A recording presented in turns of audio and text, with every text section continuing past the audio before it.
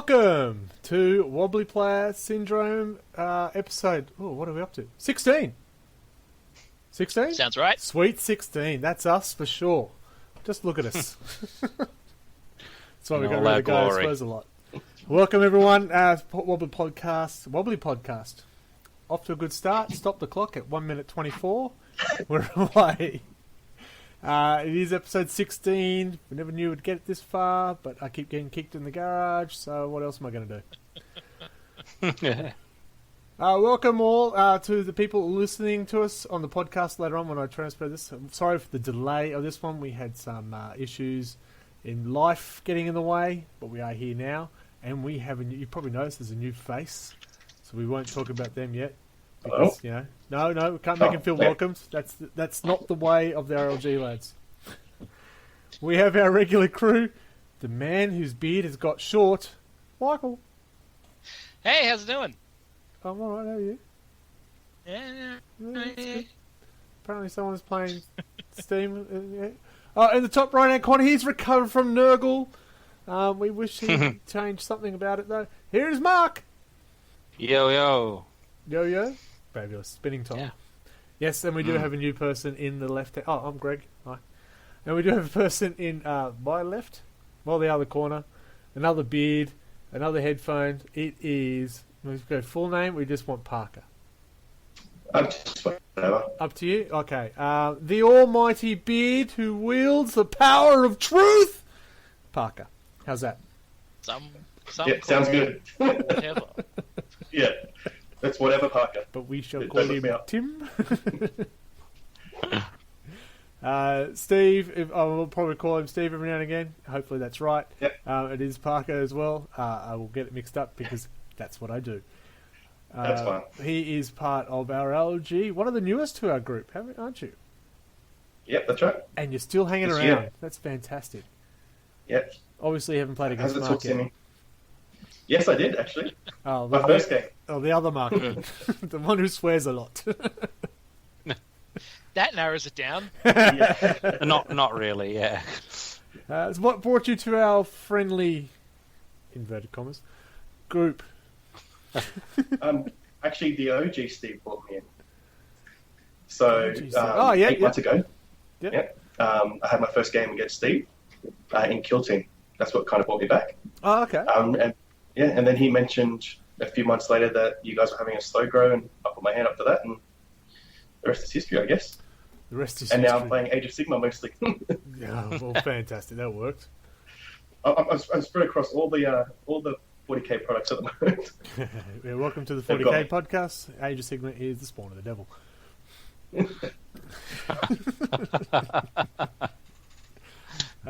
You will see my... Hey, Soccer Walker, how you going? Ness, you missed everything. We're about to wrap up. No, that's all good. We've just started. It was a late start. Unfortunately, the Mondays probably be a late start more often than not. If you are looking at our Twitch, twitch.tv/redbelly, you will see my garage in shambles. But a progressive shambles. I don't know. My background doesn't look a whole lot better. I just moved the camera slightly to try and hide some of it, but I am doing a lot of construction in here. That's why, and that's my excuse. It's not because I'm drunk and like hammers. So you've joined us. Back to you. It's not always about me. Don't listen to what the others say. You've joined us. You've decided I've had enough of these amateurs on a podcast. Let me in. Is that how it happened? Yeah. No, not really. When Steve, invited me to the slow grow, basically, he mentioned that you guys had a podcast as well. Yep. So I kind of just slammed those in a couple of weeks. I was like, oh yeah, I wouldn't mind joining that. Yeah. And then I just recently put my hand up for it, and as luck would have it, here I am. Almost straight away. Clearly, you've listened to all 15 previous episodes. These guys are onto something here. Yeah, I feel like we need more Primaris representation. That's the real reason. Oh, he's already in the fighting words. Wow. That's it. And that was Parker. See ya. That's right. I've got the message out there now. Oh, no. Oh, no. Well, I'm the only one who's repping a Marine Army tonight. I almost bought an ultramarine jumper. What have I got in his arms? And then it cost like $60. Look at the Hellbrute. It's almost Primaris. Yeah. It's my arms reach. Yeah. So, we do have a run sheet. This is not just chaos, because apparently it's Timber Primaris. We pretend we know what we're doing, and so just follow along, follow our lead, and enjoy it. How's that? Does that sound professional? Apart from that last bit? I think it's on par for what I expect so far. Awesome, I think. Right, so we do have a run sheet. We normally go straight to the man who knows everything that is new, Michael, with all the new releases. It's pretty exciting new releases, actually. Well, there's been a whole lot of, like, announcements in the last... We haven't had a whole lot of new stuff come out, but we've had a whole shit ton of announcements of things that will come out sometime in the future. Maybe, probably. Like we of course we actually had all the contrast range, and it looks like they've re-released the whole paint range on the website, doing their patented deals that aren't discounts thing. You can buy the entire paint range as a single package, and you will save not a single fucking red cent. But you only have to click the mouse once, and really, isn't that what's important? Yeah. Well, hang on a sec. I mean, we've gone for so long without GW being evil. I mean, there's going to be a relapse here at some point. Yeah, because I was like, oh man, you can buy the whole range, and then I added it up, and I was like, that is exactly the price of all of those paints, which surprised me. Well, how many paints is that? A lot, I believe, is the technical term. So I suspect that would save you at least, what, 400 clicks? You can buy all the new paints for $889.60. Wow. All of them. And that will get you 88 paints. So that saves you at least 800 clicks. I guess. You got to think about the wear on your mouse that you're saving. Roughly exactly. 1 million clicks. Yeah. You know, RSI is a real thing, you know. OH&S, safety first. Yeah, if you're ever in danger of damaging your wrist, just go buy their bundle deals. Other than that, we had, like, General's Handbook for 2019 come out. Oh, jeez, look at the influence you're already getting. Age of Sigma? Yeah, Age of Sigma, man. I always talk about the Age of Sigma stuff when it comes out. Yeah. We just normally have a lot more 40k stuff that has actually come out to talk about as well. Right. We've had Apocalypse announced that it will come out sometime in the future, which looks really cool because it reminds me a whole lot of the 1990s epic 40k. In fact, it looks like they've kind of just rewritten the rules almost, which is cool but weird. I'd like the idea of having proper detachments acting as the units. Yeah. I like that idea, like thematically. I only have about 2,000 points worth of Space Marines on Apocalypse level battles for a few years, I think. But yeah, the idea appeals to me. Well, yeah, I mean, as someone who owns like 3 or 4 companies, it's cool, but I don't own that many movement trays. No. Well, you can 3D print them, can't you? I don't have a 3D printer. You can order Chinese food. That's what we used to do back in the day. Just put them on the trays. No, make them all ride my spin rails. Warhammer movement trays were made out of like cereal packets. It's cut out of cardboard in the right shape. You didn't go to the carton. Chinese container lids. They were great. I had Facebook advertise me some interesting movement trays that were basically sheet metal with a little handle to pull them up, and you just magnetize your models to it. And they all sit on there. Yeah. It's like, that looks really cool. Well, that's what I did with my dwarves. All my dwarves, like we just got sheets of magnets and cut out squares, put squares of magnet on the bases, and just had a metal sheet on the movement trays. Nice. Yeah, look good. Way back when.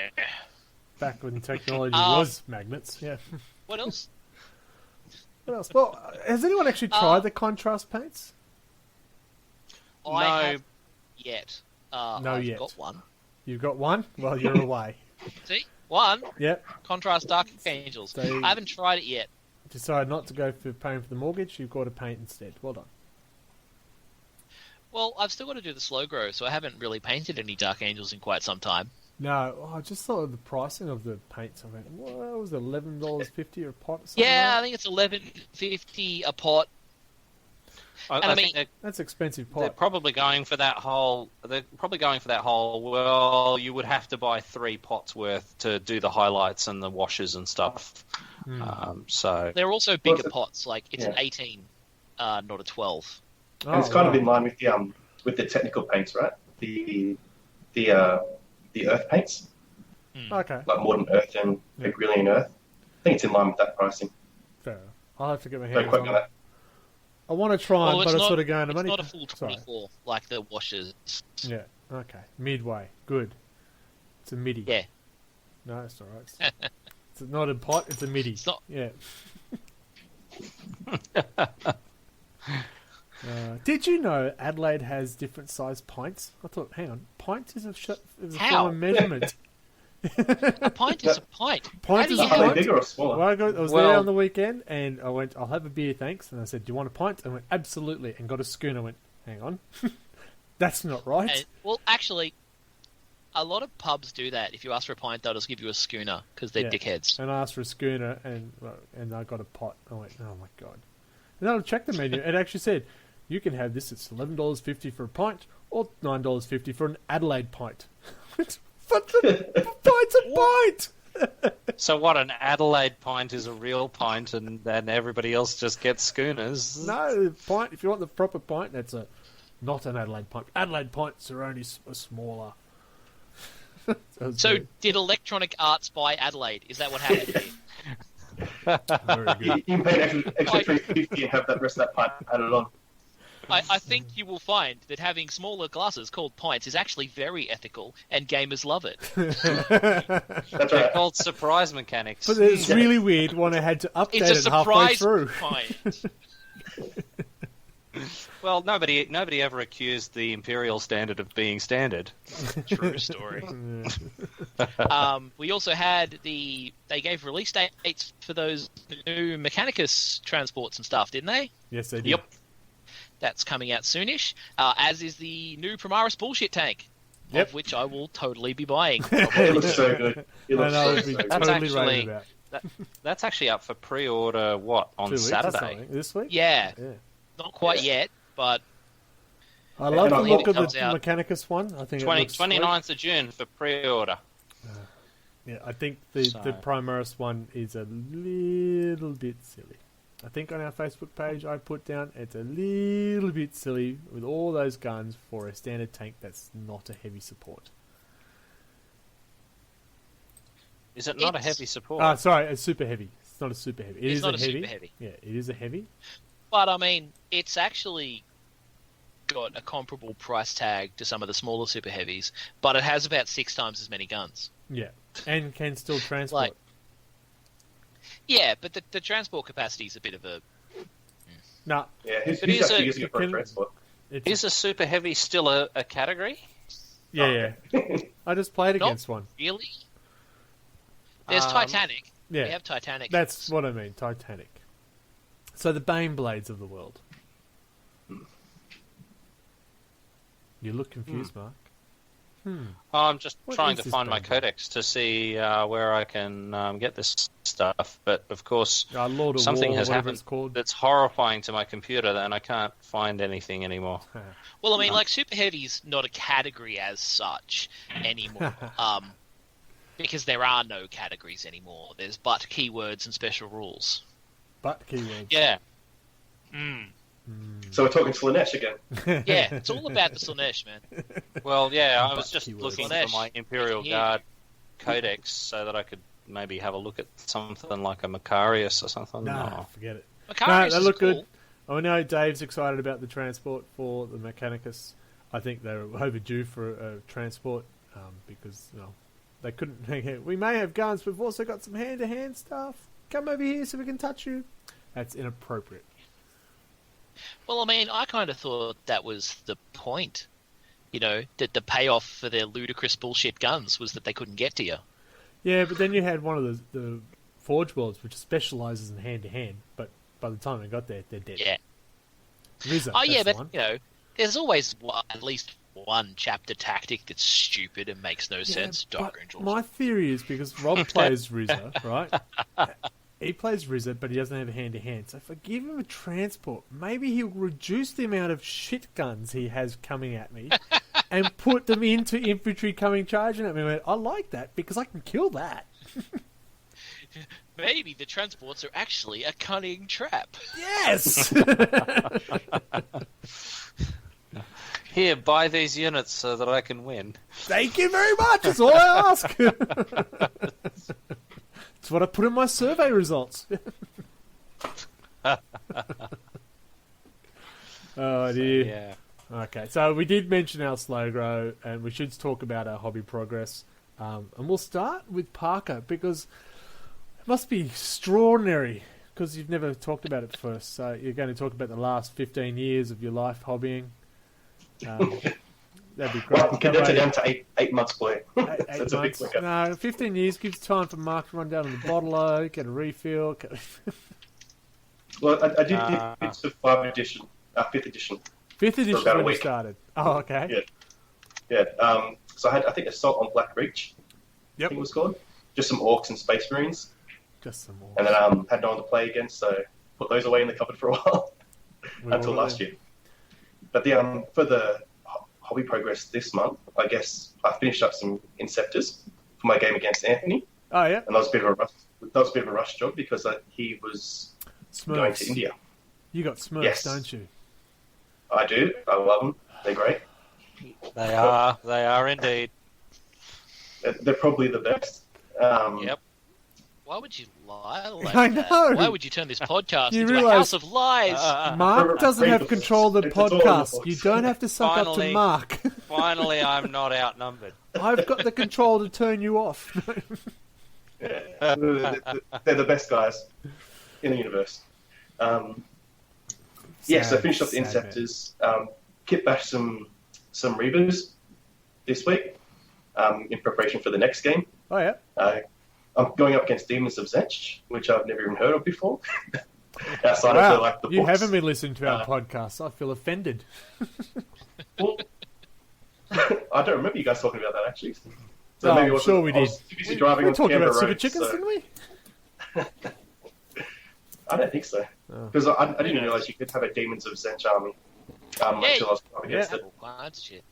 Yeah, That's so Paul, isn't it? I'm not sure. I think it's Paul. I didn't read the name. I just read the army. I don't need to Tom, know who I will be stomping. Well, I had no idea. I have no idea how to approach it. So I'm like, I've got some Reavers. Steve gave me some Reaver bodies, so I just kit bashed some of that stuff together. I'm not one to go for chaos. But go for Prepare to chaos. be smited. Well, I'm hoping the game rules benefit me a little bit because they did in the last game against Anthony. Oh yeah, we'll talk about Basically- the slow growth specifically, battle reports the and morale stuff. rules. Oh, Yeah. that was. Well, anyway, Yeah. hobby progress. Yeah, so Let's not go down that path of more. death. got some more Inceptors as well. So I'll have lots of Inceptors. So they've been based and the head's been painted. Painted up some Liberators for my Stormcast Eternals as well. Liberators. Just so Oh I could, right, I'm going. I don't remember them Primaris. Probably some scummy No, little thing. well- they're fantasy Primaris, right? yeah, pretty much. At least I'm paying those guys black. So yeah, so a fair bit this month. What else did I do? Oh, that's about it really. That This sounds month, a slow month. far too productive. Mark, Yeah. bring us back down to earth. I've actually got some progress Oh, for a come change. So I finished painting all of my Hornwood gaunts, and I built a new Gant squad, and I'm trying to build a Hive Tyrant, but with 7 dried out superglue tubes, I'm not having a lot of luck there. So there might be some glue in my future, but that's pretty much what I've got done since last time. Fine, Michael. Please bring some sanity back. I've actually done a surprising amount damn too. it. Like, well, I finished one of my 2 units of cultists. I've actually finished most of this month's painting. I've got like the second unit are about they got half their colours on them because I got distracted and went ahead and in celebration of Tank Day, never skip Tank Day, I painted my Chimera. Is it bitchin'? I think it's pretty bitchin'. I like it. Bitchin' I posted it up on the website. I did see it, and I went bitchin'. If I hadn't known about Tank Day in advance, I could have put my repulsor together as well. But you guys sprung it on me in the last hour of the day or something. I was like, damn it. Tank Day is like that, eh? I was totally prepared to paint more cultists, and Facebook was like, "Yo, it's Tank Day," and I was like, "Fuck, okay, guess I'm painting tanks." Oh, I didn't see that. Oh, Yeah, that would have been fun. I don't need more tanks to paint. Oh, I don't need more tanks. I got a Baneblade yet to assemble. Actually, the inaugural Tank Day was me painting a shit ton of Baneblades. Well, let's face it, you can't kick it off better than that. Yeah. It's a high standard, though. Well, yeah, like the original Tank Day was me going, all right, I've got 5 Baneblade variants that I need to get up to base-coded standard. Let's go. Mine's And then you went through what? What, a rattle can each? Well, yeah, I sprayed them all black. I hit them all with the striping. I painted all the silver. I dry brushed all the rivets, and then I hit them with a wash, and I was like, yeah, that'll do. Because it was 5 bloody Baneblade variants. It's a lot of painting. So was Tank Day like 3 days or something, was it? Actually, the original Tank Day, in a Tank Day miracle, the enthusiasm that should have only lasted 1 day lasted 3 days, yeah. Well, there you go. That's how you know, because nobody does 3 Baneblades in a day. No. But it was metaphorically a single day. Yeah. You didn't sleep for those 3 days. I did paint a lot of tanks, though. Just a blur. I'm going to bring back some sanity to this hobby progress, because you guys are far too progressive with your thinking. I have finally finished my first 5-man unit for the Slugro. The first one. Congratulations. I know how hard that can be. It is done. Only a crap load more to go, but here we go. And I did organise my Slugro battle and went, oh, okay, we're going to fight Sunday. Oh, shit. I better put the other 250 points together. So that was Friday night. So I did get you made some good progress. Oh my god, they're assembled but not painted. I feel dirty playing with grey, let alone unfinished models. But in anticipation of my enthusiasm getting revved up for it, I have bought my next month's stuff, and I'm bringing in a Razor Wing, so I'm going to have fun with that. What's a Razor? That's the big fighter pilot for the Dark Elder. Oh, those guys! Yeah. Okay. Yes. So, and it's taken me 2 battles, but I realised that Venoms do a lot of damage for a transport. There you go. Well, they got the heavy... This is going to be one of my questions for the Slugro for the topic too. Actually, these tanks. Okay. Well, that's my progress. My big hobby progress is the bench. Last month I did get the hobby part of it done, and this month I've got the PC side of it done. So the monitors are up on the wall, the benches, the shelving. I added new shelving. I went, hey, I can put a bit more shelving. So I did that, and I put some bench down. I went through a jigsaw and went, I broke that. I'll get the other jigsaw out. That didn't work either. So I had to get the old circular saw out, which is a lot more fun, a lot more louder, and it's not as accurate. So that was interesting.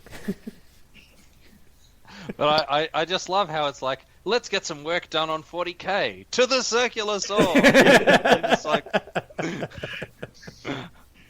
I should be playing orcs, really? Well, I mean, that's one of the dumbest things about building Titans. It's like, all right, time to build some Titans to the hacksaw. Dear. Ponto Hill, hey, g'day. How are you going? I'm just saying hello to the people who've joined us. Thank you for the people who are looking at us. You poor suckers. You're meant to encourage it. Alright, so we talked about slow grow. We should go on to slow grow. Now, the slow grow round was round 3, technically, but the first one of the scenarios. Does anyone have a copy of the scenario in front of them?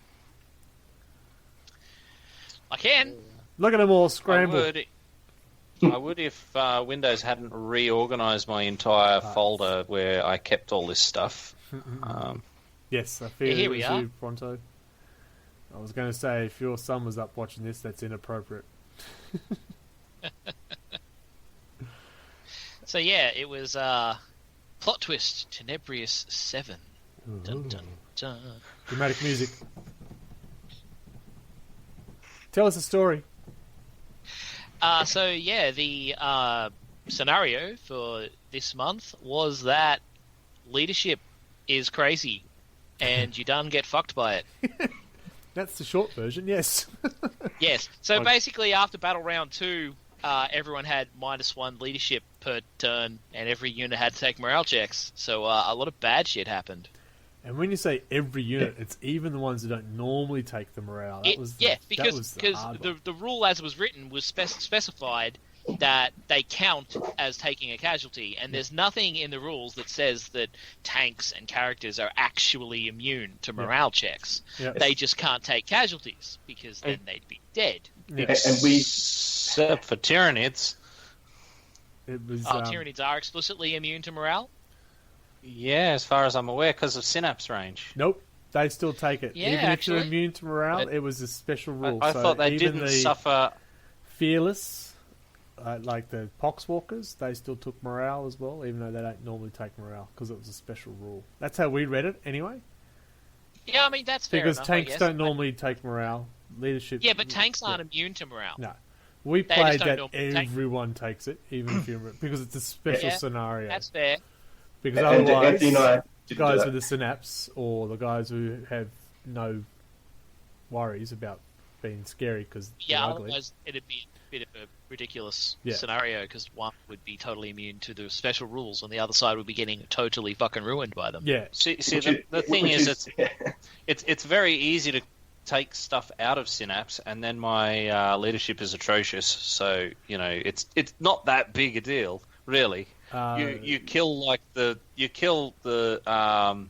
Synapse creatures, and then bam, that's it. You're stuffed. So it was a 500-point battle. I think for the scenario, 500 points was not enough. With that special rule, it was it was more swingy than some of the smaller games, almost. So who had their game? I know I had my game. Because I was there. Yeah, I played my game. Yeah, same. Yeah, I haven't played our games at the same time.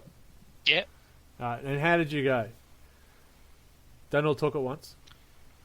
I got the shit stomped out of me. Nice. You were Gene Stealers versus... Gene Stealer Cult. Gene Stealer Cult versus Blood Angels, and the Bale Predator ran Ruffle Stomp all over me. Yeah, it does that. Yeah, so and the rules... I was getting kind of into a position where I could deal with it, and then my anti-tank failed its morale, and my tank died. So...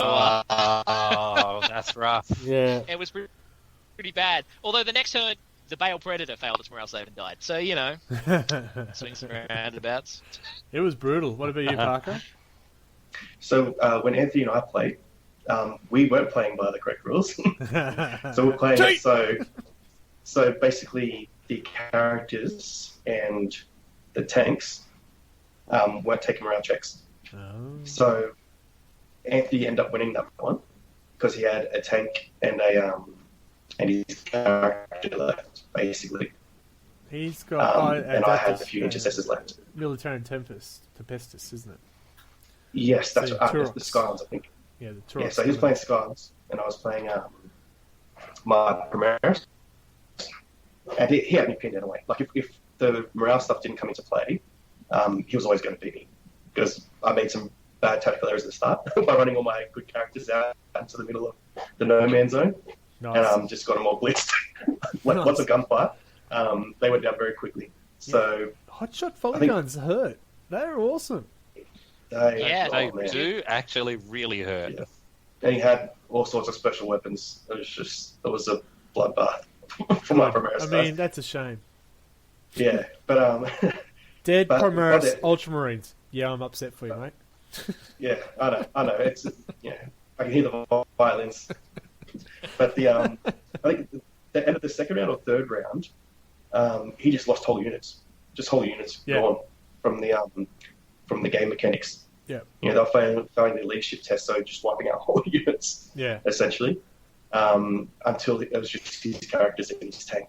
And at that point, I had my intercessors left, and they just there was 3 objectives. We had played with 3 objectives. Yep. And we just couldn't take it. No. Yeah. It was a good game. Like our game ended with 3 scouts left on the table.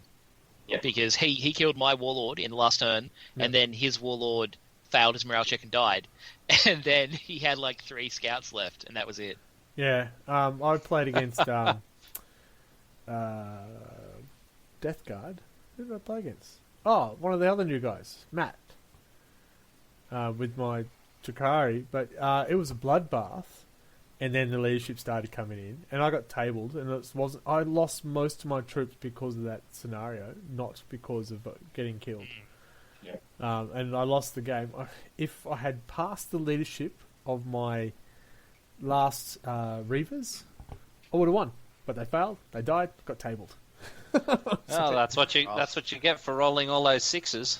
Oh, their game leadership is terrible on them. So yeah, it was just okay. It was painful, and it was disappointing to have the game end that way, because it was really when we were shooting and killing each other, it was a lot of fun. To have it just got to go, oh man. Yeah, well, I took an artifact for my general that would basically make me immune to the morale checks. I can't remember if it just auto passed them. Yeah. If they're within 6 inches of my warlord. But Anthony just killed him real quick, so I couldn't do much about it. No, that's it. Honestly, it was just... And that's why we were saying that even leaders and anyone who's fearless still took it, because it's scenario-based. Otherwise, I want to take things that I'm immune. And that just makes it...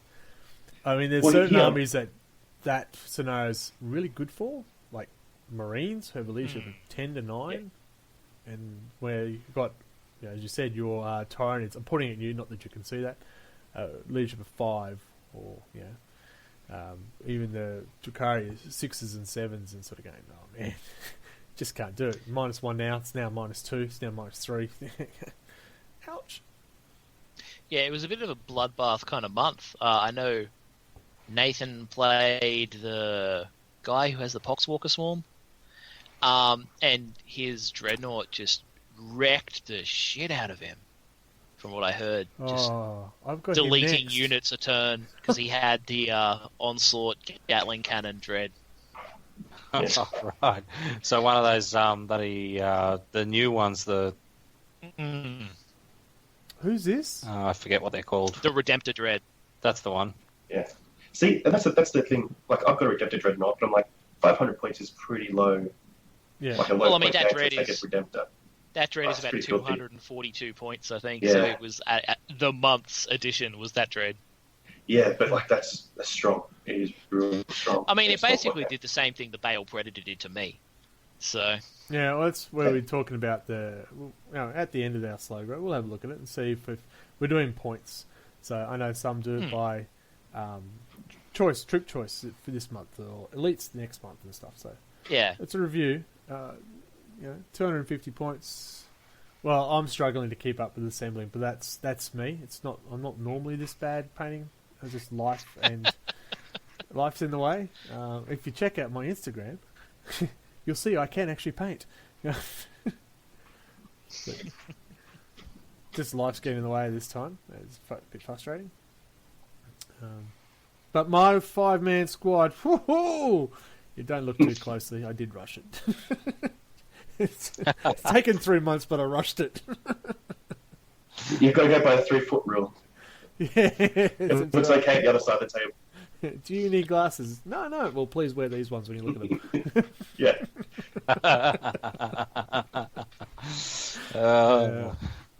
Good. So, I have any other battles apart from the slow grows?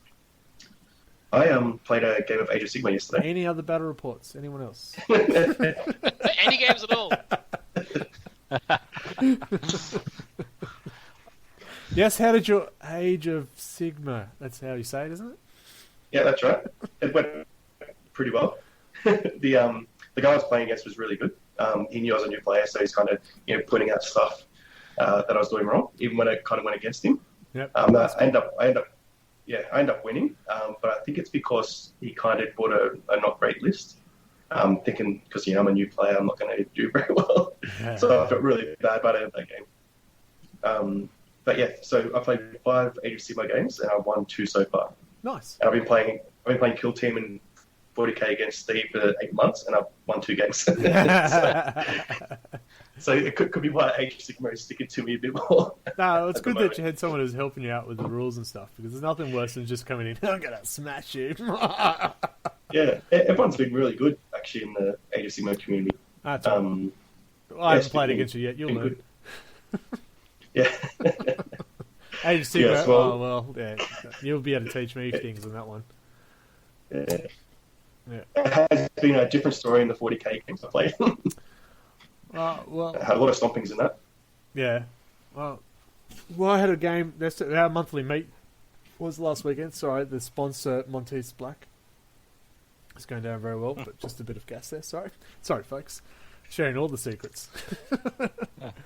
I did challenge Adam or Pronto Hill at the moment to a battle, and I asked him how many points he wanted, and he said, I can do 3,000 points of orcs. I went, Sure. Let me find where my Catachan are, because everything's packed away because of my demolished garage. And so we had a 3,000 point battle of Catachan versus Death Skulls. And yes, he brought a Stomper. And a Gorkamorka, or was it the other one? A Gorkanaut? Gorkanaut? Yeah, not Gorkamorka itself. No, I give up. I can't tell the difference between a Gorkanaut and a Morkanaut. One is cunningly brutal, and the other is brutally cunning. There you go. Yeah. Okay. Yeah. And a bomber, one of the burner bombers, I think it is, a battle wagon. It's like, holy crap, it's like half his army is all these heavies. And alright, I will just have to bring every tank I own. So I did. I brought every tank I owned. So it was, I think we got there at 10. We worked out our forces, we set up, we finally deployed. And that was at 11 o'clock we started. It's hard. It's a lot of things to do. But it was what won it for was the accuracy of the Imperial Guard versus the inaccuracy of the orcs. They need 5+ pretty much in everything, especially if they try to shoot at something that's got smoke launchers. It makes it a 6+, so it made it very hard for them to hit. But hang on, don't the 5+ hit half the time? Well, I mean, you probably were helped along by being Catachans, those Catachan battle cannons. Yeah, I did have, what did we have? 3... Those are disgusting. It was 3 Lehman Russes, 2 Punishers, a Exterminator, and a Demolisher cannon. And they hurt. The Punisher was the one who did all the damage. He stood next to... I brought out the big gun, Commissar Yarrick. And so he allows you to reroll all misses against orcs in a 6-inch bubble. Ooh. So when I'm rolling 20 dice twice, because the turrets fire twice... yeah. I did make a few mistakes in the game with Yarrick, but yeah. It's normally reroll once, but if against orcs, we reroll everything. And so I did a lot of damage with that. Just that rerolls. And then I had Sergeant Harker in the back holding next to the las cannons, which makes them reroll ones as well. So it was the accuracy which hurt. I did expect he made me cry. So Pronto Hill, it's just, you might see the chat there that yes, Yarrick made him cry. Yep. Well, if you're going to bring a Stomper, I'm bringing my own Lord of War, Mr. Yarrick himself. I've never used him before, so because we don't have any other orc players. So I thought, why am I going to use him? Because they nerfed Commissars.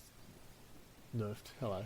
Well, cool. We had Nathan and one other that had orcs. Stomper from 30 to 0. Yeah, I did. It took me 3 I've turns. I've got an orc kill team, Nice. and they absolutely suck in kill team. They are the worst. My first I've heard that in kill team, if they're all flamers, they're not too burner bad. boys. Yeah. Oh yeah. I've got some burner boys, but just even then, not great. So I've just put him in my little carry case and put the carry case under the bed and What Adam did, he put a squad of burner boys in the back of a truck, so it's open top, and so they just ran in, just went straight out the top, went, yeah, okay, nice. That hurts. And then he did something very orky. He charged a Punisher. The Overwatch plus, I had a command point, so I made it so 5+ on the Overwatch instead of 6+. That whittled them down to nothing. And he went, I don't care. The rest of my squads will also charge everyone at the Punisher. I went, really? Oh, shit. So it was very orky. Another orky So part suddenly was, it turned into bloody Rorke's Drift. Yeah. And then we did have multiple explosions. I went, yeah, it's an orc. So that was good. Hurting himself and myself. So it was good. It was a good battle. It wasn't a high scoring game. It was 6 or 7 to 3. I think the extra point I think was the line breaker. We played that gamble where I draw 2 cards for tactical objectives, but my opponent chooses which one I get to keep. Yes. So we got a many of my stompers standing on objective number 5. Here, you get defend objective number 5. Your objective is kill a psyker. Yeah. So it makes it hard. You sort of go, I could be a prick or I could be a prick. What should I do here? But it was a good game. It took most of the day. In fact, it took all day. But it was good. That was my battle report. There you go. So, Mark, you don't have any ladder of the slow grow. We don't know who's winning. I know it's not me. So I don't care. But that's not the point. Oh, yeah. Well, yeah. Everyone's winning. Everyone's winning. It's a narrative. It's a narrative campaign. We're all winning. We're all individuals. I'm not. The other ladder for the non-slow grow, with the win yesterday, they put me on top. There you go. That's all you need to know. I'm just saying this so Anthony, who's in India at the moment, you better hurry up because you've just lost top spot.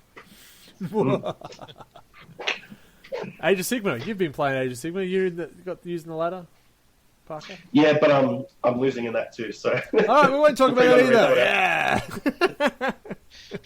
Yeah. You must have my storm cast, and then we can get you off the bottom. Yeah. Or play against me. I win when it's not part of this group. I get my wins outside the group. Look, I've got what are they? Night Haunts, and they look pretty. I don't know what I do with them, but yeah, see what happens. Yeah. We'll have a next battle match. Be a Age of Sigma one. We need to go to an ad break because reasons. It's hard to argue that, isn't it? We need that fat dollar. Yeah, wish. That'd be nice. You mean you guys get paid? All right, so we'll go to an ad break, and then shill box, and then we will get to our topic of the month, which is when cheese goes bad. That is what we're talking about, right? Yeah. Yes. Good. All right, ad break. Need your board game fix? What about a new family game to entertain the kids? Head over to Rollers Board Games at rollersboardgames.com and look them up on Facebook. Board games, card games, party games, you name it, we've got it. And if we don't, we'll do our best to get it. Rollers Board Games.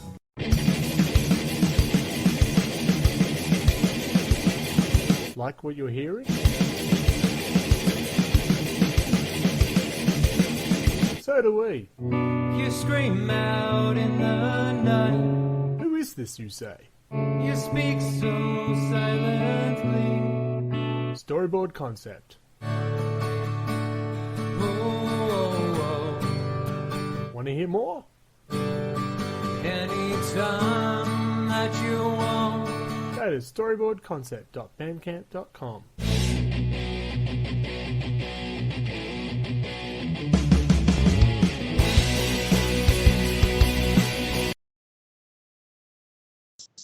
Yeah. We are back. Thank you to Storyboard Concept for the music they provide us on this and this podcast and stream. And thank you to Rollers for, I don't know actually, what do they do for us? Yeah, look at that. Rollers board games. They provide us with hours and hours of entertainment with their board games that isn't 40k or Games Workshop. We just actually had a games day the other weekend. We arrived at the pub at 10 o'clock, got home from the pub, I think it was about 7, something like that, and played board games all day. It's exciting. It's good to be a game tester when they come down in town. You should check them out. They do have some specials on at the moment, and I'm finishing plugging that. Right, on to our topic. You just wanted to mention, what's our slow grow scenario next month? Next month, the scenario is that at the end of each battle round, units that are not entirely on a terrain feature suffer D3 plus the current battle round mortal wounds. Wow. And at the beginning of the second battle round and everyone after, a random terrain feature is removed from the game. Oh, wow. So shit's going to be rough. Okay, so let's move on to our topic. Oh my god, that's going to hurt. Everyone show up to the game with your rubber gloves and your lubricant. Because... We'll just pack that as standard. Just make sure you got flyers, and everything that moves fast. Well, I've got my Reavers. They're basically full flyers, right? I actually might use my Venoms as transports. Everything I have is fast. What are you talking about? Yeah. Anyway, let's talk about our topic. Our topic this month is When Cheese Goes Bad. There was a few suggestions what title it was. You all suck, so I went with mine. No. But we're looking at list building. And specifically, when does it become more of a WAAC list, or a cheesy list, or a beady list? And what do you do about it when it comes to casual gaming, more so than at tournament? Because obviously tournaments you're going to stack it to the max. That's why you see the Castellan lists and all those. They've changed a little bit, but the meta out there is still very similar to what it was before 8th edition and all the updates. So, talk. Go on. No, Parker, it was your suggestion. Well, you suggested this topic. It is your fault we're talking things serious. Yep. So basically, I guess the question came about because being a new player, I don't know when it goes. When do you cross the line basically from making competitive list to going to cheese territory? And I just don't know where that line is basically. I tend to build not competitive list in any way because I'm worried about taking the big units. And that was prompted as well because of a game against one of my mates who took one of every assassin and a second Vindicare assassin, and it was filthy. It wasn't fun. Yeah. And there was nothing I could do about it. It was a 1,500 point game as well, so I didn't have a lot of room to move. The first time I came up against like any assassins really, so having all of them there, it was a mess. I think, I saw you post that up, and I thought, mate, if I played against him and he did that, I would not be playing against him again. I think that's what it comes down to, though, isn't it? Yeah. But the thing is, I didn't even at the start of the game, I didn't realize how bad it was, right? Because being a new player, I knew they were strong. Didn't realize how ridiculously crazy strong they were. Yeah. Well, and just the challenge. Yeah, Go on. I wouldn't want to do something like that to an experienced player that I was friends with if I wanted to stay friends with them. Yeah. Let alone a new player. That's harsh. Ooh. Well, he said at the end of the game that he was expecting me to bring Bobby G. I don't know why I expected that. Maybe because he just knew that I had one sitting on my bench, and he wanted to have something to combat that. But I listened to your guys' podcast earlier, and basically said I wouldn't bring a Bobby G below 2,000 points. So I was like, okay, that sounds like a fair enough rule. Yeah. So I was sticking to that. So yeah, that caught me by surprise. But, Well, to be fair, Bobby G does make it into a lot of lists down to like 1,000 and there. So, so out. Yeah, I mean, we're sort of a bit genteel about it, but yeah, I could definitely imagine out in the tournament scene and some of these other gaming groups that, yeah, that's probably how they're used to it, and I guess it really does sort of step into that WAAC territory where you're just putting down a list where you just know you're going to destroy everything you see, you know, but, and yeah, I would build a list. Look, I always play to win. Don't get me wrong, but I don't build a list that I'm going to stack it with 14 assassins and stuff like that. I like to have some sort of theme behind mine. The Catachans heavy infantry. The addition of the tanks were only late in the game and stuff like that. But when I knew I was playing a Stomper, I'm taking all my tanks. But would I normally take a 3,000 point game? Yeah. If I normally take all my tanks for even a 2,000 points, no, I don't take all my tanks. I prefer a heavy infantry version of my. Sorry, a large amount of infantry, not heavy infantry. They're not all overweight and can't stomp across the ground. I don't know, have you seen a Catachan? Those dudes are fucking bulky. True. Well, this guy actually taken a few really annoying tanks as well. There was a tank that could hit me anywhere, like on the map, like even if you didn't have line of sight or something. So even my guys that I had to cover were getting blitzed. Yeah, I just got told Adam. I think it was a 700-point battle he played against, and they had a Manticore. Okay, for 750 points, a Manticore. That is one of those fire. Don't need to see where it goes. Strength 10, 2d6, just death. Hang on, I'll just reach back to the book because I can't remember off the top of my head now. Oh no! Go to Google. I don't know, like, sorry folks, 8th edition, watching that? But I used to get a lot of dirty looks in 7th edition. Oh, we lost someone? We lost the camera? Michael? What? We lost you? Your camera? I can see Michael. yeah, I can see him. Oh, why can't I see Michael? That's weird. Did you remove him? Yeah, probably. He probably deserved it though.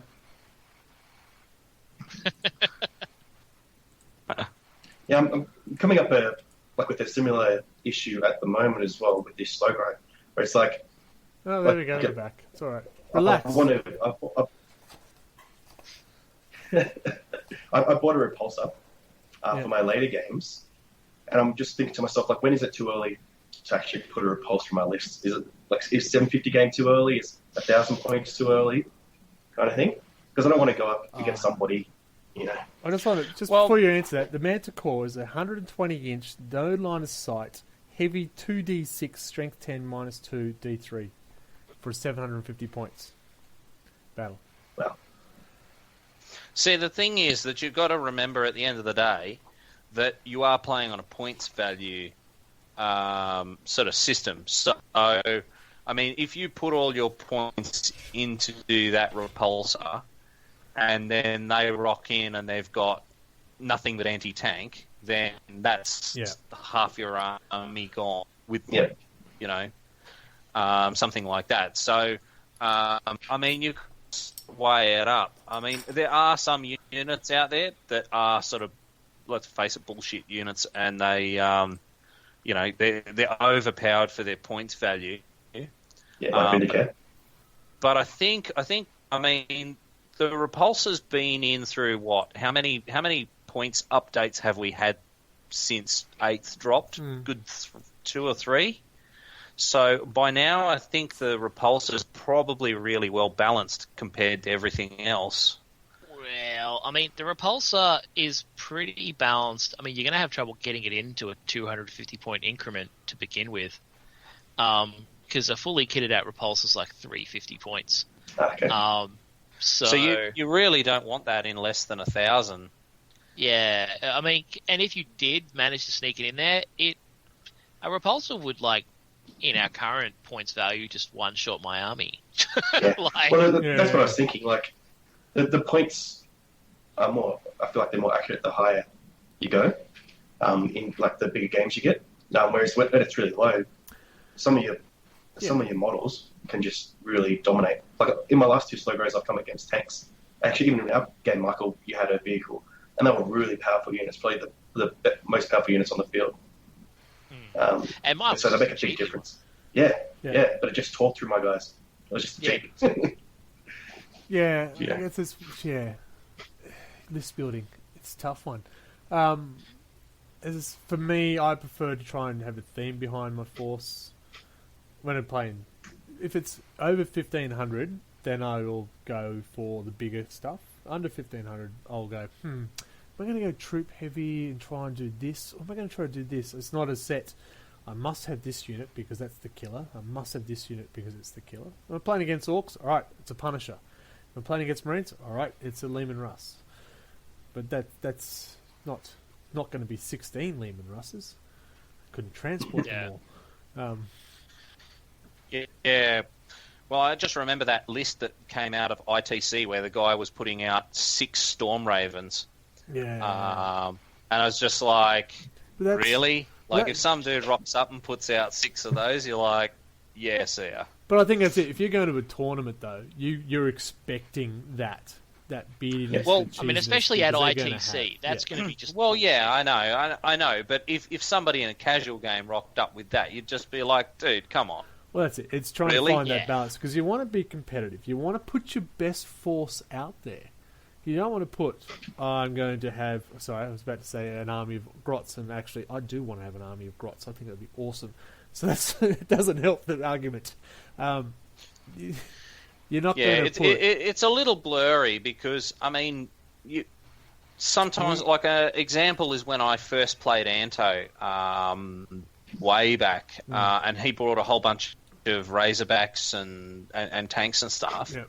And at the time, I didn't have any anti-tank weaponry. Yep. So I think I had 1 missile launcher in the whole army. Yeah, but that's not his fault, though. That's... That's exactly right. And that's exactly right.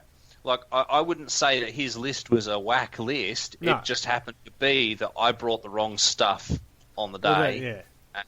That's different because my salamanders have no heavy.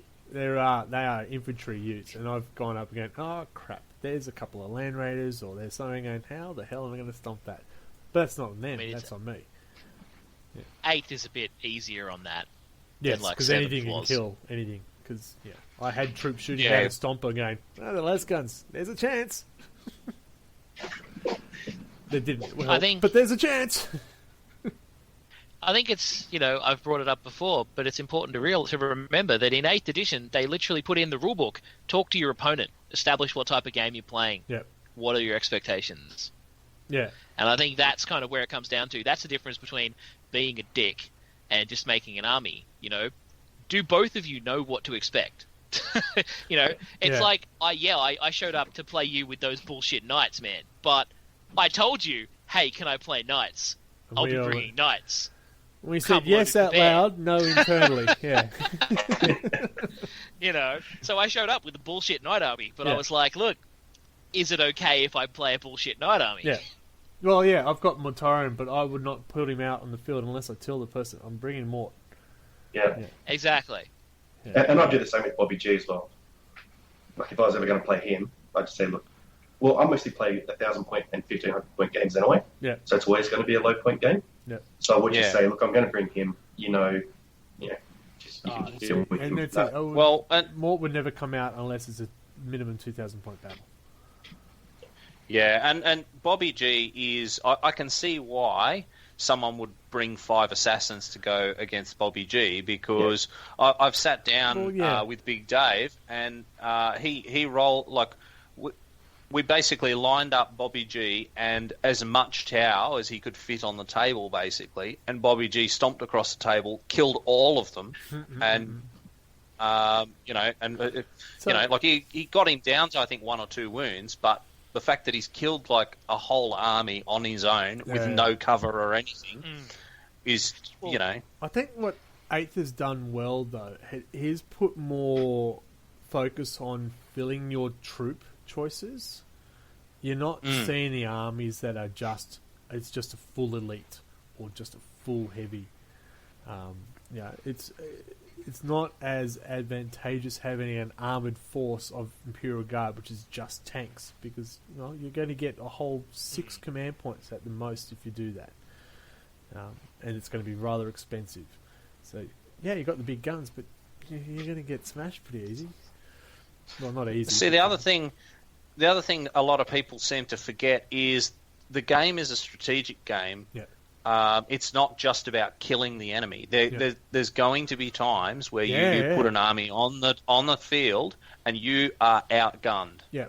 And I've had instances where I have outgunned the opponent, but they've won on points because they've picked up the strategic objectives. Yeah. Well, that Apocalypse game we played, my Imperial Knights were just shit-kicking everyone up and down the table, and my side lost. Yep. Because my Knights couldn't hold objectives. It's okay, folks. He's not bitter about that. The people on his team. That was you, Mark, wasn't it? Hey, we took down Magnus. Oh, look, I'm not complaining. I'm just saying it's a great example of what you're saying. Yeah. I had an army that was very big, points-heavy individual units, and because of that, my weakness was I couldn't hold objectives. That's a great example. Sorry, go on. The issue with that game against my mate is that I think we're playing Relic. Was the mission? Oh shit! But because, okay, yep. But his units had so heavily dominated the field that there was nothing I could do. Like as soon as I walked inside open, Vindicators were shooting me down. Yeah. He wiped out my characters like after his first turn, basically, because the Vindicators let you shoot again, like roll again to wound or something if you didn't kill the character to start with, and you just keep on rolling, get like until you stop rolling higher than whatever the number is. And he could shoot me while I was in cover as well. And the Relic was smack bang in the middle of the field. Yeah. So it's like, okay, well, I can't even get to it. Yeah. And even if I did, all these tanks in the back line were going to wipe me up. But, my list from 7th to 8th for the Guard is very different because of those tactical objectives. I cannot be that gun line only. I have to have some ability to move, which is great. I think it's fantastic. Yeah, I think those tactical objectives are awesome because they like the game where I play tactical objectives and get against him, I've won because his army is so much of a gun line that he just can't get to those objectives. Yeah. And because they're changing, he can't just put his blob army on these objectives. Yeah. And it becomes easier just to try to out-survive the gunfire. If you're going to build a list, you're going to build a list to either take tactical objectives or table someone. There's no... that's your objectives, wouldn't it? Yeah. If you're going to build a list to table someone, it's a high risk. And I can tell you, if someone keeps bringing out all the stuff, I'd be going, I'm sick of playing against you because you're not going for the actual game objective. The objective is to do this, not just sit back and shoot everything dead. I do like a narrative of game. That's me. Yeah. That's why I love Kill Team, because there's the narrative behind it. Necromunda, I love that because of the narrative behind that. Even Blood Bowl has a narrative because the characters evolve and stuff like that. So anything you've got some sort of background to it, I enjoy. Have I thought about building a WAAC list? Yes. Back in 7th Ed, when I was listening to other podcasts and said, you should try this, like the Fleshhound list for Chaos Khorne, where basically, you heard about that list? I got done by it a couple of times. I considered building it because I went, I'd love to see that in action. The peak of popularity of that list was about when I stopped playing the tournaments. Yeah.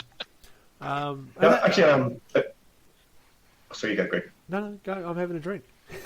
Okay. I was going to say that I had a conversation with the guys playing Age of Sigmar against yesterday. He was telling me, with this army that you're doing, like a really popular choice is to do shoot cast. And I was like, but I want people to actually want to play me. Like, if I came up with like a massive shooting list, no one would ever want to play me. It's like, fair enough. We had one guy that did that, and no one would play against him. So it's like, in a community, I think those kind of problems sort themselves out a bit. Yeah. But yeah, it's interesting. I think if I wanted to play a shootcast list, I'd tell a person, hey, I'm going to be bringing this really crazy list. Yeah. You bring a crazy list, and we'll see who has the craziest list. I think. Yeah, and it's that expectation thing, you know. So long as everyone consents to a bullshit game is great. But if they're expecting like casual fuck around beer and pretzels game, and you show up with a carbon copy of what won the last ITC, they're probably going to hit you. Yeah. Yeah. Well, yeah. At least tell you beforehand. I'm bringing an ITC winning. Yeah, but yeah, I'm looking at my Death Guard, and it's not a competitive list. But shit, I love playing them. I really enjoy it. It's challenging because they've got no ranged weapons. They piss everyone off with their disgust and resilience. So I've heard. Fucking resilience. I love It is disgusting. I love the bloat drones, but you know, would a competitive list have bloat drones, that many of them flying around, or would it have other things? I don't know. I like how I play, and I like challenging myself too. All right, this may not be the strongest list, but what can I do with it? I'm the same in kill team with my Ultramarines. Like Steve just always beats me, but every game at least once he gets so pissed that I've used Death Denied again that it kind of makes it worth it. Some of that. I make Steve angry with my Death Denied. That's all I need to do. When I first played Steve, not you, Parker, I thought his list was a bit beardy. I wouldn't say full cheese because of the combination of the Primaris with the robots and stuff like that. I just picked the best of the best. Learned how to get around it, but that was it. I learned how to get around it. He just chose units, and he's got a story behind his army. Yeah. So that's great. I love that. He's got his desert lines, not desert lines, desert lines. So he's built his army around that story, which I love it. And so now I know what I'm expecting when I played against. When I first played a couple of times, I go, "Oh man, that's bullshit." But that could be because it's Primaris, and I love them. Well, I think Steve's a good example of Steve. I've never felt that he's run a cheesy list in Kill Team, or when I played him in 40k. It's just he really knows the rules. Yeah. And he really knows what his units do, and he knows what the best tactical choice is. Yeah. So every time I play against his Harlequins, it's a bloody nightmare, and I wish I wasn't there. But he's running a subpar list. He's not running the meta. He's not running the best guns. Yeah. He just knows what to do, and that's tactics. And then you get other players, Rob. I hope you're listening. Who has his troop choice of his mechanics filled with the the wheelchair guys, where they're destroyers, not the wheelchair, cataphrons. Yeah, those things. Whatever they are. Breaches. I just go, to me, I'm going, troops are troops, not fucking heavy weapons and wheelchairs. Come on. And I just go, and I hate his list. I just hate his list, and I'm still struggling to get past it as well. Mind you, I haven't played against him with my guard yet, so we'll see how that goes. But there's nothing malice about his list. He's not deliberately trying to build a beady list. He sees this unit and goes, that's a great unit, I'm going to put that in my army. That's a great unit, I'm going to put that in my army. It's not, what can I do to rule the world, blah, blah, blah, blah. Well, I think it could be good, like if you've got a good friendship going and stuff, and that's what you want to do, just to have like an arms race, Good it's like, this is my strategy, and you build a strategy around it. Arms races are a dangerous game, though. Yeah. No. Then you run into some prick like me. Yeah. 17 nights, is it? No, I have 28 That's right, nights. 28 nights. Sorry, yeah. Sorry, is it 29 now? And I did see you drop that number on that post about the Titans. Yes. Everyone else is like, oh yeah, I've got like half a dozen. It's like, it's just bam. All right, so we're talking about lists and building really bad, well, not bad lists, competitive lists, but not beady lists. What about, someone just brought up in the chat, as long as you're not a rules lawyer. Now, I had a game with Adam yesterday. We were pretty flex in the rules, especially the way that I fucked up one pretty badly. Can I, and things like, I forgot to drop my Storm Boys. Is it alright to drop them now? I said, yeah, shit, yeah. What's it going to do? Yeah. Where do you fit with that in social games? Tournaments is different, right? We know that. If you forget, you're fucked. Full stop. Yeah. Right? I think I swing both ways when it comes to this. Do you now? Welcome to the club. No, I do, as in many things. But I think if I'm going up against a guy who's like pretty relaxed and he's like, whatever, he just puts the tape measure down, moves it, whatever, a few inches. Like, that's cool. Like, as long as there's an understanding that we're just playing a relaxed game, he's not going to be going, oh, wait, you're skipping up your dice so quick, or, that was 3.5 inches instead of 3 inches. If he's not doing that to me and I'm not doing it to him and he doesn't look like he's getting an advantage, fine, whatever. But I also like playing against people who are like, no, we're doing strict rules, because the rules are there for a reason. Yeah. As long as I know at the start of the game how we're doing it, I'm fine. Either way. But it's got to be in service of having fun, because that's why we play this game. After all, Fucking what? And fun? I've allowed people to backtrack on various things. Like sometimes they've forgotten a psychic phase, for example, and you just turn around and go, what the hey, let's do it.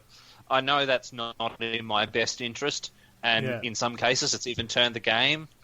But at some point you've got to turn around and go, well, would this make the game more fun? If I'm telling a story about my battle report, is this going to make it better or not? Yeah. And that's really where you've got to sort of weigh it up. Yeah, I think I mean, like, my general attitude is like, as far as picking up an opponent doing that stuff, I'm like, do I want to win a game because he lost a turn because he forgot to do something? Or I'd rather win by winning. Thanks. Yeah. I think in a scenario like that, say, it's like, I forgot my psychic phase. Do you mind if I do it? It's like, no, go for it. But a similar scenario where you've just done a charge and you're getting into charge range, it's like, oh no, I forgot my psychic phase, and I'm going to, I'm thinking arcane bolt, but smite. I'm going to smite that unit that you just charged with. I'm like, well, would you have done that originally? Like, are you using information? I'd still probably let him do it. But that's a good example, because if he'd rolled the dice and he failed the charge range, I forgot to do smite, I'd be hesitant to say yes to that one, because would he have gone with that if he had succeeded the charge? Yeah, it's basically just using information that you didn't have before. Well, there's a bit of common sense there, really. I mean, you're not gonna let someone backtrack half their turn, after the fact. Yeah. But I mean, as I said, like an example. I mean, you got Catalyst putting a 5+ Feel No Pain on a random Tyranid unit. Like, if somebody's forgotten that, chances are I'm going to be like, just roll it. Yeah. You know what I mean? Yeah, it's different. Yeah. Like, it is also karma as well. If you're going to give that, oh mate, you forgot as a 6 there, you actually got hit on that one. You didn't miss. Don't forget that dice. It's going to come back to you as well, right? Should. Yeah. It should. And if it doesn't, guess what? You won't be playing against that guy for very much longer. Or again, I should say. It's the social contract. If they're going to be a dick, it's going to come back to them.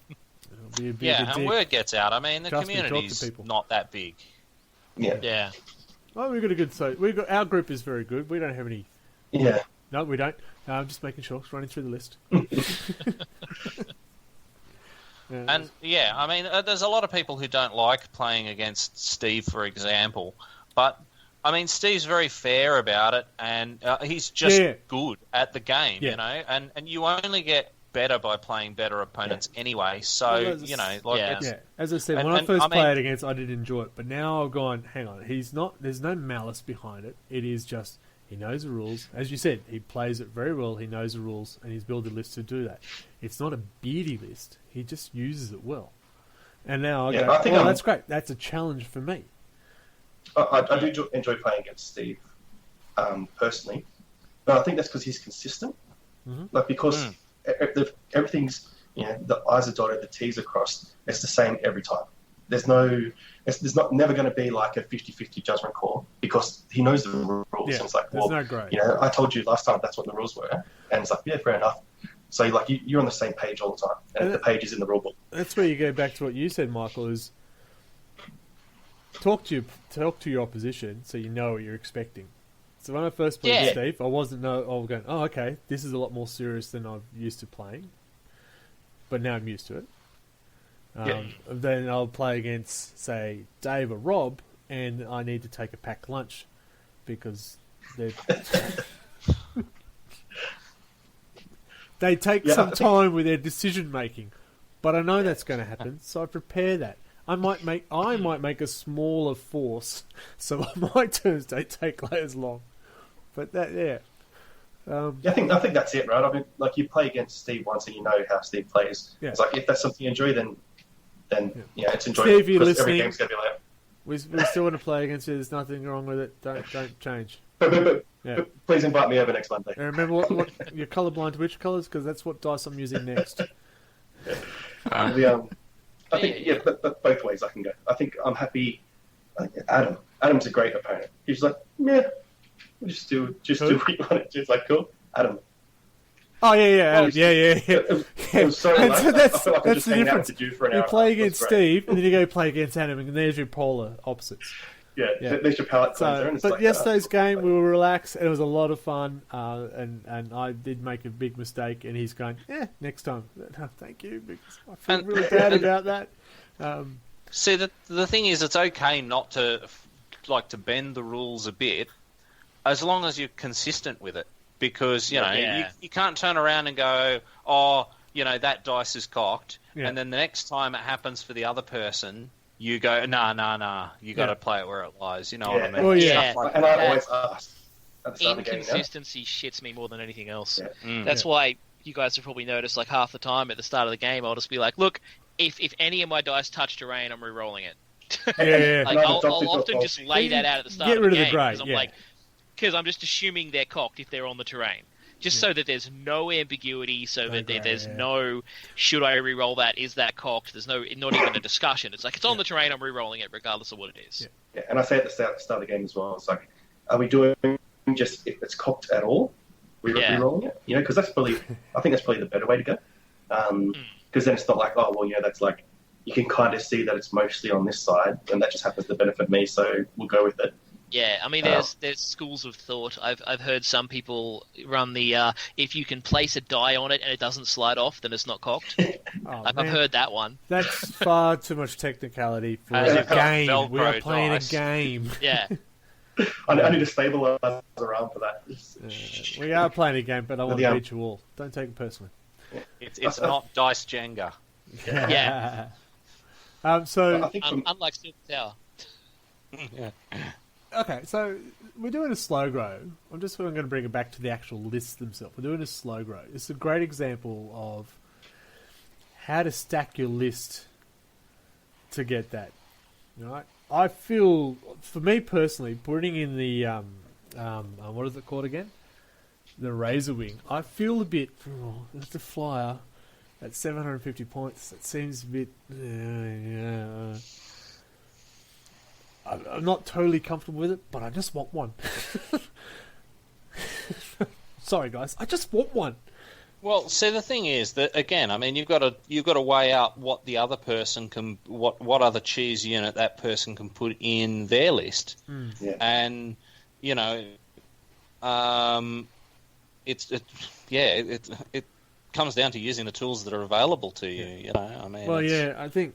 The person who put a Death Strike, Manticore in a 750 points, that's probably a little excessive.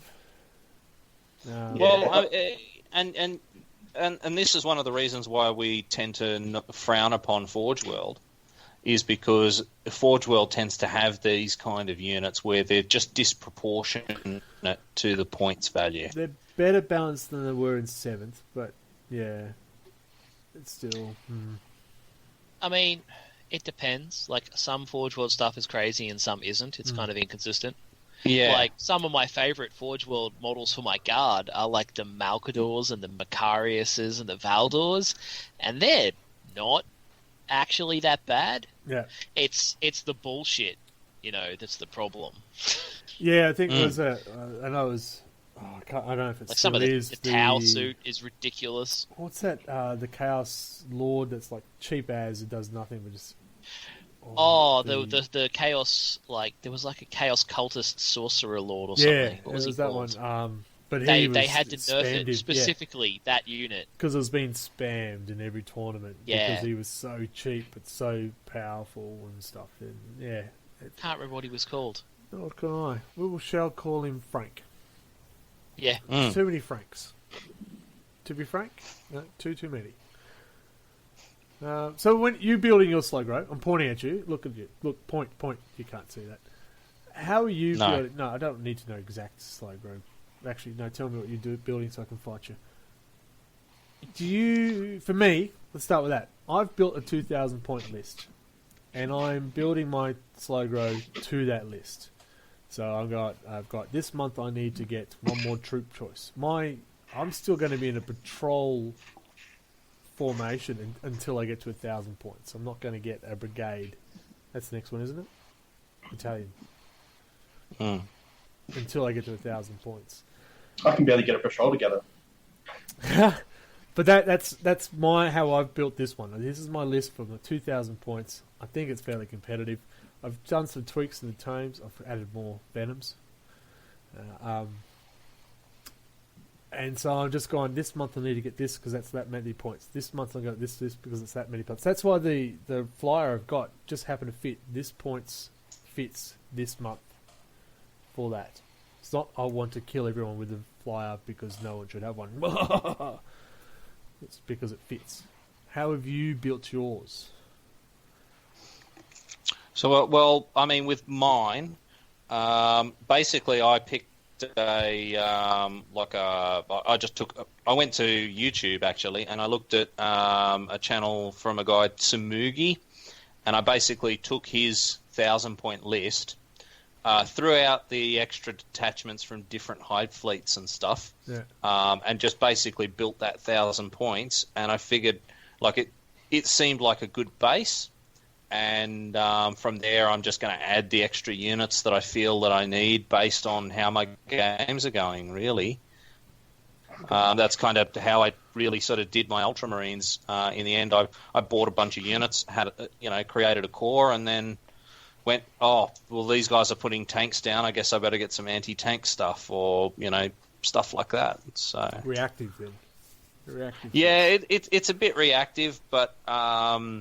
I mean, eventually you wind up with a rounded sort of stuff that you can pick and mix and match and that. And because once you get to about that 2,000, 3,000 points worth of models, you can just craft a list to do whatever you want to do, really. Depending who you're playing against, yeah. Yeah. Mike? Look, I bought a bunch of sick models and then tried to figure out how I could jam them into one list. Sounds like my death gun. That's not exactly what I do. I was like, there's cool new bikers, and then there's that cool Ridge Runner model, and there's that bike sniper, and I just I bought all of the new Gene Stealer stuff, and then I was like, what do I need to put around this to try and make a list out of it?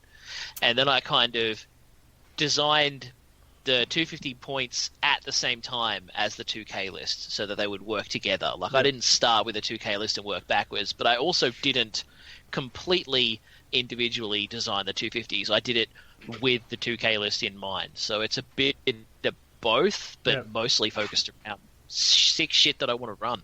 Yep, that makes sense. Stuff I want to paint. Yep. No, that's how I built the Death Guard, because every time when they first came out, I want that. Oh, I want that. I want that. Oh, shit, how do I use it? I need more infantry. I know that. Anyway, that's enough about me. It's never enough about me. Parker? I did build a 2,000 point list, which basically just had one of every type of unit, more or less.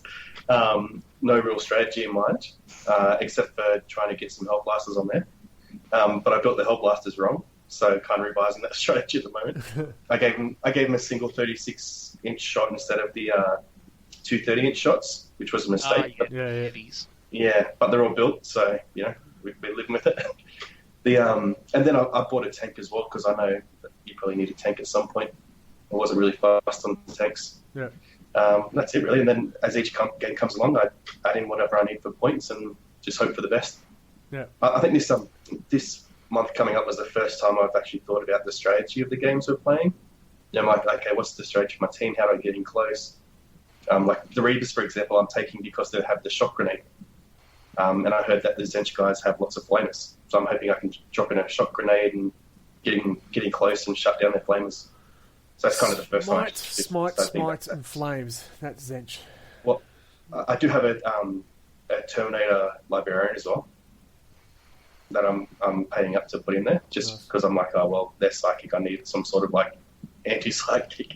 So you're always building your list based on which you're fighting next. Well, I've got the 2,000 point list, so I've got all the models for that, and then I'm just kind of jigsawing them all. Interesting. In there. Yeah. Right, it's not a good strategy. I just want to know what your list is, so when I fight you, I know what I'm fighting against. Yeah.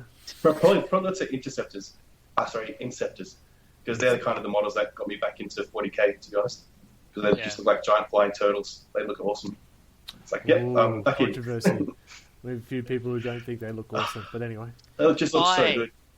I fucking hate my Inceptors because they won't stay on their flight stands. Oh, yeah, that's it, yeah. I've drilled, I've glued, I don't even know what I can do anymore. But I've done everything. I'm going to have to pin them. It's the only thing I can think of. I've done it, and it doesn't work because the glue just falls out of the stand. But annoying. Magnet? I've Googled it, done it, the magnets fall off the stand. Like, I've glued magnets. You just can't use them. That's it, you just can't use them. No, I just have to like... Green stuff, some smoke coming out of the jetpacks onto the base.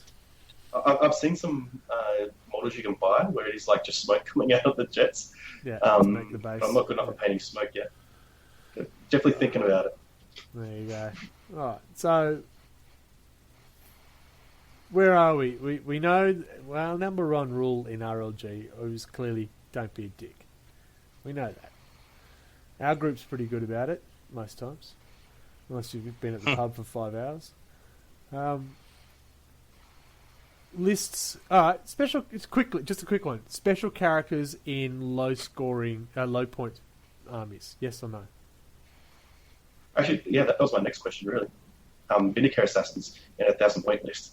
Would that be okay? Because they're so powerful. One Vindicare. Yeah, I don't have a problem with one Vindicare in 1,000 point. Okay, good, because look forward to seeing it. I mean, with special characters, I'm usually like, are they doing this every time? Or are they doing like a thing? I had 500 point battle and I fought Typhus, for example. Yeah.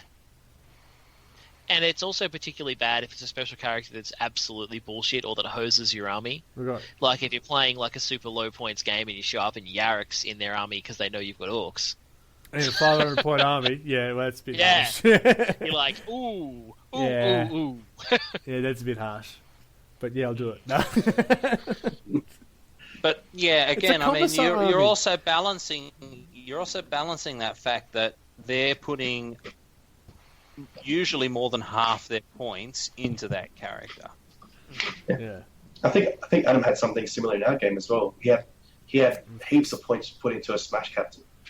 Smash Captain's different. That's just a standard, and they hurt. Yeah, it's not a special character, but it's like there was a lot of points into one model. That's a tournament. And I was able to wipe out the rest of his units before that model even came onto the field, basically. Yeah. Because he kept it in orbit. So it's like it's a risky strategy to be doing that. Wasn't that the tournament list? A squad of guard plus the Castellan and a Smash Captain. That was the list that everyone bought in the tournament for a long time. Until the latest rules that changed some of the Smash Captain's potency. Well, I still pretty strong. Like he wiped out my Warlord in like one turn. Yeah, but you're a Smurf. Yeah. Well, I mean, look at one of our early games back in 7th. We were playing, I think it was 700 points or something, and I had Calgar on the table. Yeah. And basically 2 tactical squads, and that was my 700 points. And then you've got like half a table worth of guard, and that worked out super well for me. Yeah, look, the points do make a difference. Trying to balance it out, especially lower end scores. Absolutely. Don't be a dick. Overpowered characters or units in low scoring points. You will not play against that person ever again. What else can we wrap that up? Well, that's it. If you're going to be a dick and you're going to put that, you're not going to have many games against people in a casual environment, are you? Yeah, well, I don't think people realise that is the issue, right? Like, my mate had no idea until everyone in the Warhammer store called him a douche for doing it. Yeah. And he's like, oh, well, I bought these models. Like, I bought them because I want to use them. Yeah. And now you're saying that I can't use them. So I think it's just... That's where I'm saying it needs to be a conversation. Yeah. Someone needs to pull them aside. I know my mate Nathan, one of the CanCons, he played this guy. And the guy had this absolute, it was a bullshit list, even for CanCon. And at the end of the game, he's just going, look, dude, just so you know, right, I will never play you again. No one I know will ever play you again. I will tell them that, because your list is bullshit. So that guy's a really nice guy to play. He's kind of got his shit together, and he's not an asshole anymore. Yeah. Because someone pulled him aside and was like, you're playing like a dick and no one will play you. Yeah. The community's like, you just get to know everybody here, right? Like, I've only been in the community for like a few months, and I'm seeing people everywhere I go. Yeah. You know? So, yeah, like, you probably could get a reputation pretty easily. Oh, you do. You do. I got a reputation as a very cool guy. It's good. Shut up! We should wrap it up, though. We have been going on for at least 3 beers worth. And we should do... Okay, so... right, so we've wrapped it up. We're going to talk about our social side of things. Facebook, we have a Facebook page, RLG40K.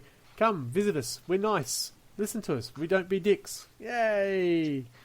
We also have the at RLG40K Instagram. I'm also at RedBellyBlack at Instagram. I know my own Instagram. Anyone else have a social? Burgundy. Anyone else got any social things they want to plug? Look at that. Look at how social they are. Because they've been using beady lists. Nobody wants to be social with them. Fabulous. This is our 16th podcast. There is a cost to our podcast in hosting it. If anyone wants to donate, we would greatly appreciate it. Just throw money towards me. I will take all your money. How's that? You can donate through the Twitch channel. Just that would be great if you could. If you want to, I should say, because you know you want to. Trust me. How's that? Did that sound too creepy? All right. Our next meet. I don't think we've put up our next meet. We've got our slow grow. Do we know when our next slow grow is? We do, because the dates are there. Every time I ask Liam, he bites my head off because it's already up there. 8th to 14th of July. Sorry? The 8th to 14th of July. And hopefully I'll get my Shit, that's like next week. So the current one. That's like in 2 weeks. Oh, it's a few weeks away. 2 weeks. Yeah. During the school holidays. We got a late podcast. Fabulous. So we have that, and that is 750 points and terrain that won't kill us. Fabulous.